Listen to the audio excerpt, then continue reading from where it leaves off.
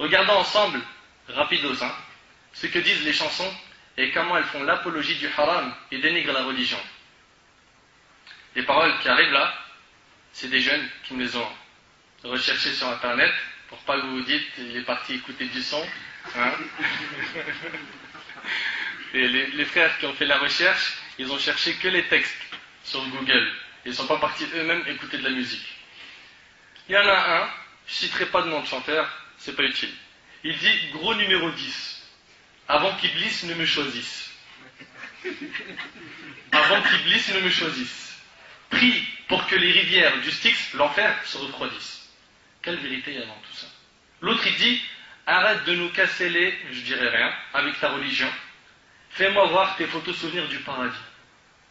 Regarde un peu ce qu'ils écoutent les gens. Ou l'autre il dit, le ciel ne répond pas. Shaitan a fait le premier pas. Les traîtres et ma chaîne en roro me tirent vers le bas. C'est ça la vérité?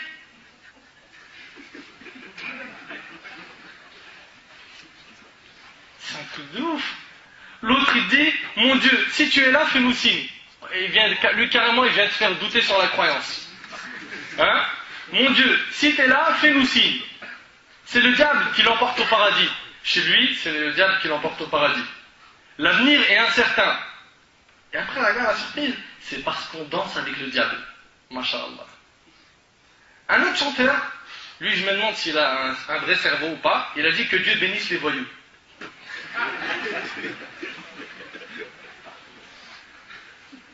Franchement, je vous laisse faire les commentaires vous-même. C'est criminel tout ça. Un autre il a dit, écoute bien celui-là. C'est la folie. Je me suis contenté d'en prendre quelques-uns. Il y avait des catastrophes, il y avait des trucs, je ne pouvais pas les dire à la mosquée, j'ai dit allez hop on rase. Un autre il dit quoi? Avant les récits, avant Jésus-Christ et même avant le Big Bang, dis-moi d'où on vient. Sommes-nous des rêves? Dis-moi où on va. Mesquine, tu crois qu'on est des rêves, tu sais pas où on va?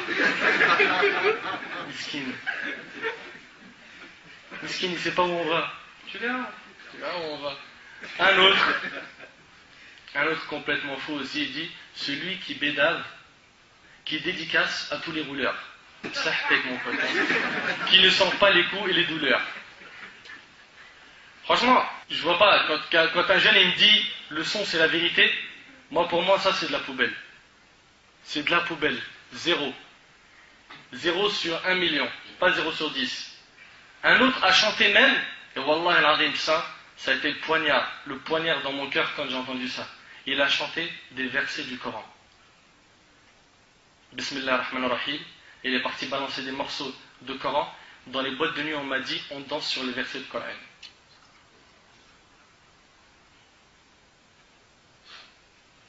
Danser sur le Coran.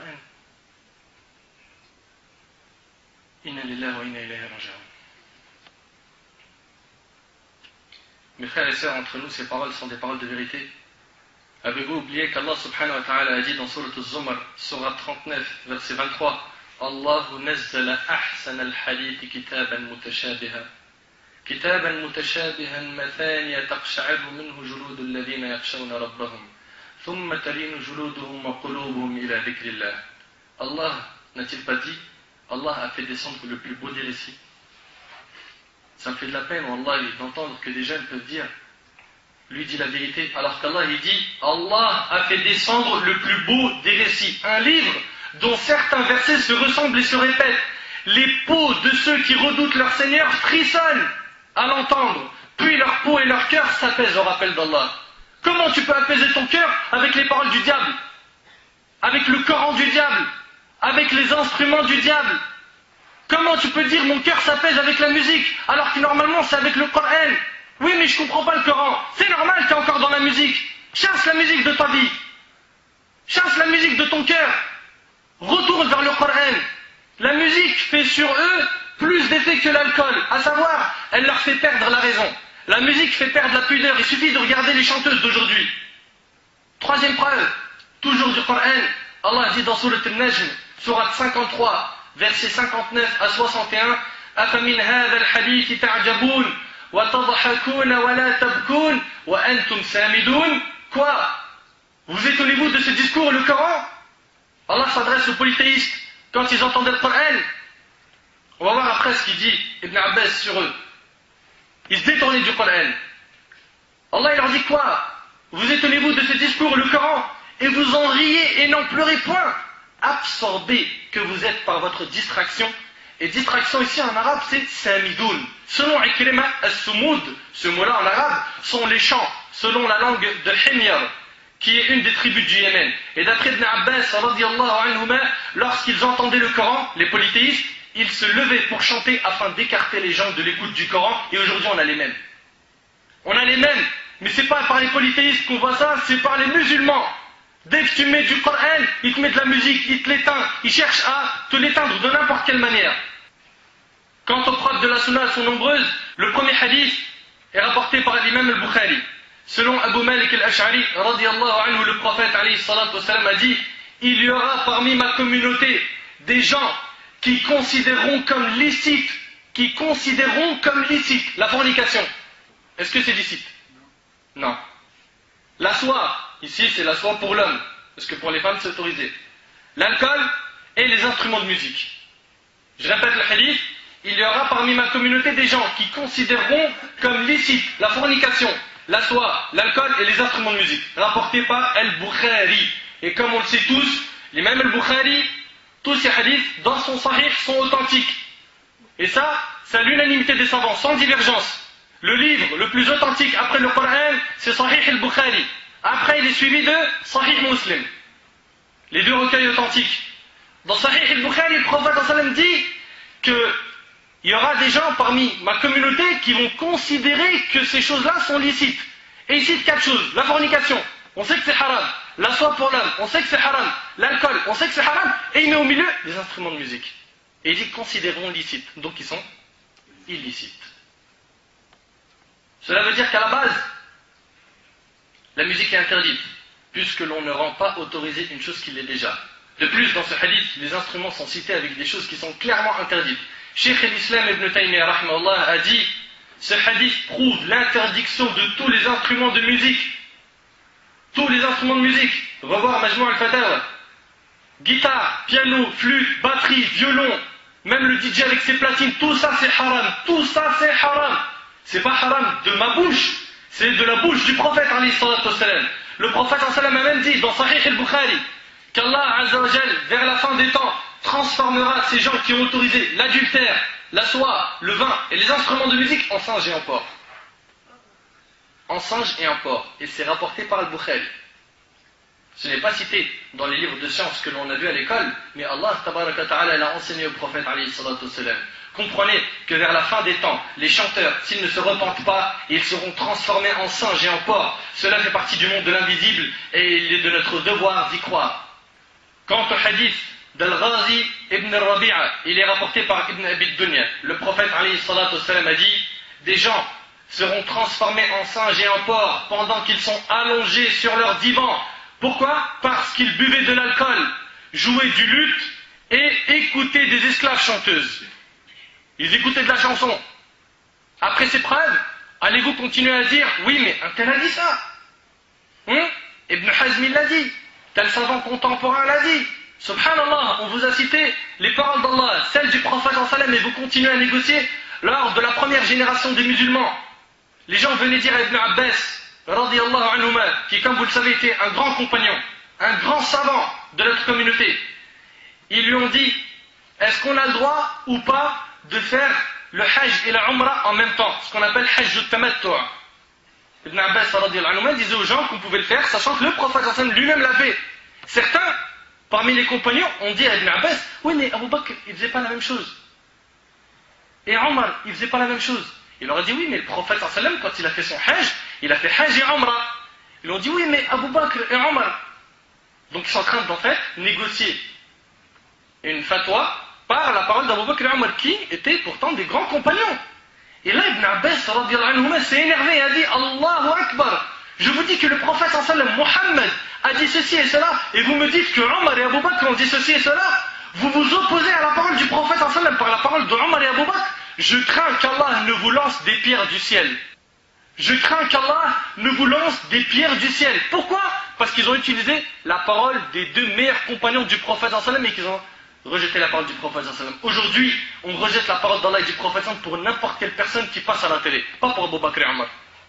Cinquième preuve, Imran ibn al-Hussein radiyallahu anhu rapporte que le prophète sallallahu alayhi wa sallam a dit: il y aura dans ma communauté des pluies de pierres.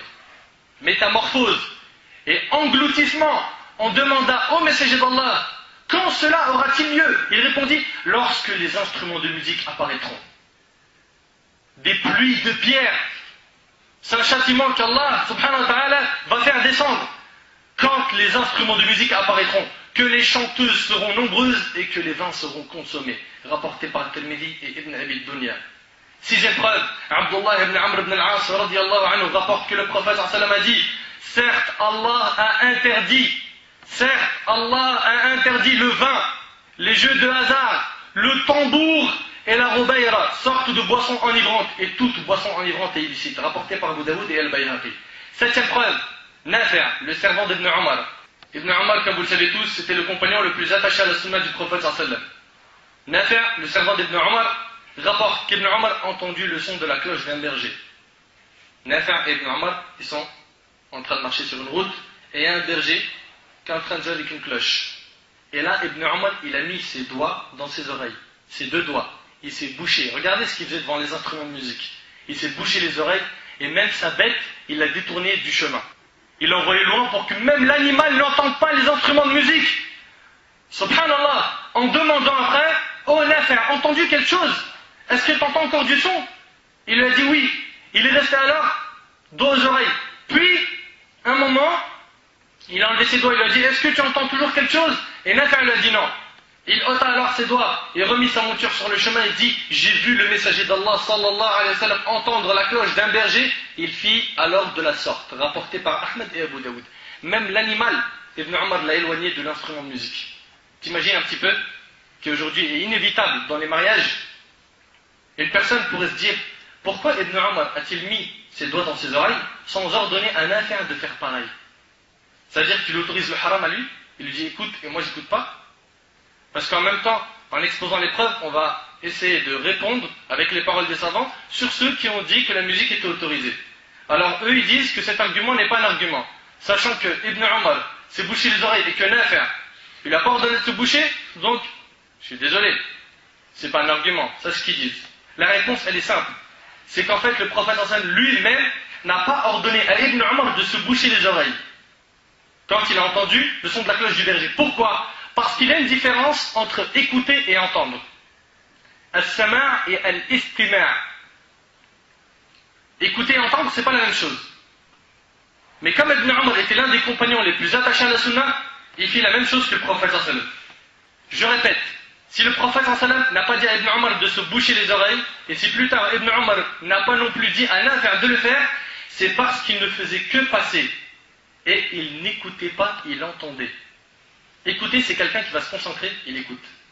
Entendre, tu passes, tu as entendu quelqu'un dire un gros mot. Tu as entendu quelqu'un chanter. Tu as entendu de la musique. Tu n'es pas concentré.